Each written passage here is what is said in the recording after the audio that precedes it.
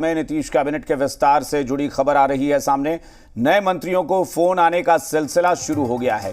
शपथ ग्रहण के लिए फोन आना शुरू हो गया है मंत्रियों को, जिन्हें मंत्री बनाया जाएगा।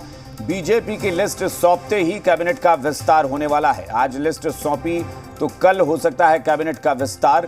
बीजेपी की लिस्ट सौंपे जाने का, दरअसल बीजेपी की लिस्ट अभी तक नहीं आई है, उसी का इंतजार किया जा रहा है। तो बड़ी खबर आपको दे रहे हैं, बिहार में नीतीश कैबिनेट के विस्तार से जुड़ी ये खबर है, जहां पर अब जो भी नए मंत्री बनाए जाएंगे उनको यहां पर जो फोन है आने शुरू हो चुके हैं। शपथ ग्रहण के लिए यहां पर फोन आने या फोन करने का आप कह सकते हैं सिलसिला शुरू हो चुका है। लेकिन यहां पर अभी भी बीजेपी की तरफ से लिस्ट जो है वो सौंपी नहीं गई, तभी यहां पर अभी तक कैबिनेट का जो पूरा विस्तार है उसको लेकर अभी खबर जो है साझा नहीं की गई है। हमारे सहयोगी स्वप्निल जी हमारे साथ जुड़े हुए अधिक जानकारी के साथ। स्वप्निल जी, कुछ अहम नाम यहां पर जिनको यहां जोन सा मंत्रिमंडल दिया जाएगा? देखिए, नाम एग्जैक्टली नई पब्लिक डोमेन में अभी कहा जा सकता है जब तक कि ऑफिशियली लिस्ट जारी नहीं हो जाए। लेकिन ये जरूर है कि जो हमारे सोर्स हैं वो ये बता रहे हैं कि जो जेडीयू कोटा के लोग हैं जिनको मंत्री बनना है, उनके नाम मैं कोट कर सकता हूं। जिनको मंत्री बनना है, जिनकी खबर है कि जो मंत्री बन सकते हैं, ये वो नाम नहीं है जिनको फोन आ रहा है, ये वो नाम है जिनको मंत्री बनेंगे ऐसी संभावना है। उसमें रत्नेश सदा है, लेची सिंह है, उसमें मदन साहनी है। तो ऐसे कई सारे नाम हैं जिनको संभावित चेहरे हो सकते हैं कि इनको कैबिनेट में जगह मिलेगी। तो अब जो फोन आने का सिलसिला है वो धीरे धीरे शुरू हो गया है। अब देखना है कि किनको किनको फोन आता है, कब तक आता है, क्योंकि कल जो है वो कैबिनेट की बैठक भी है। कल प्रस्तावित है कैबिनेट की बैठक शाम 4 बजे से। तो ऐसी स्थिति में मुख्यमंत्री ये चाहते हैं, जो सोर्सेज बता रहे हैं, मुख्यमंत्री ये चाहते हैं कि जो पूरा का पूरा कैबिनेट है वो स्ट्रक्चर हो जाए और उस कैबिनेट के साथ कैबिनेट की मीटिंग हो, ताकि कुछ कॉन्क्रीट चीजें निकल के आए।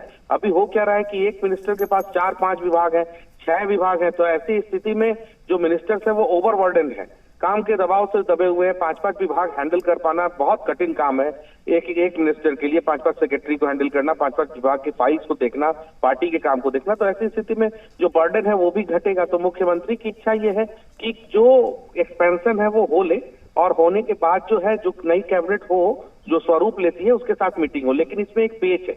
पेच ये है कि भारतीय जनता पार्टी की तरफ से सूची देनी है। अब 2 मेजर पार्टियां हैं बिहार के अंदर, भारतीय जनता पार्टी और नीतीश कुमार की पार्टी।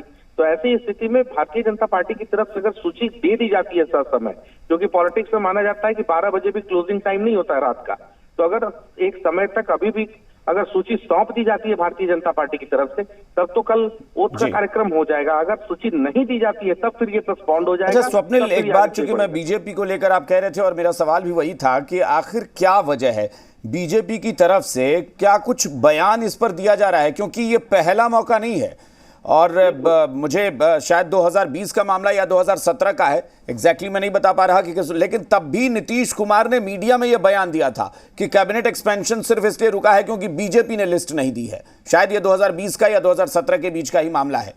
तो ये क्यों ऐसा हो रहा है? बीजेपी बार बार डिले क्यों करती है? देखिए, 20 में कमोबेश की स्थिति बनी थी, और अभी क्या है कि भारतीय जनता पार्टी के जो सोर्सेज है हमारे, वो ये बता रहे हैं कि भारतीय जनता पार्टी का जो बिहार को देखने वाला यूनिट है, भारतीय जनता पार्टी में अभिषेक काफी लंबे समय से तमाम हैपनिंग्स को दर्शकों तक पहुंचा रहे हैं, तो आप इसको मानेंगे और अपने दर्शकों को बताएंगे भी कि भारतीय जनता पार्टी में अलग अलग विंग्स हैं, अलग अलग टीम्स हैं। जो टीम अलग अलग राज्यों को मॉनिटर करती है, उनके प्रभारी होते हैं, प्रदेश अध्यक्ष के साथ कोऑर्डिनेशन में वो होते हैं, फिर वो केंद्रीय चुनाव समिति के पास नाम जाता है, फिर वो फाइनल मोहर लगता है।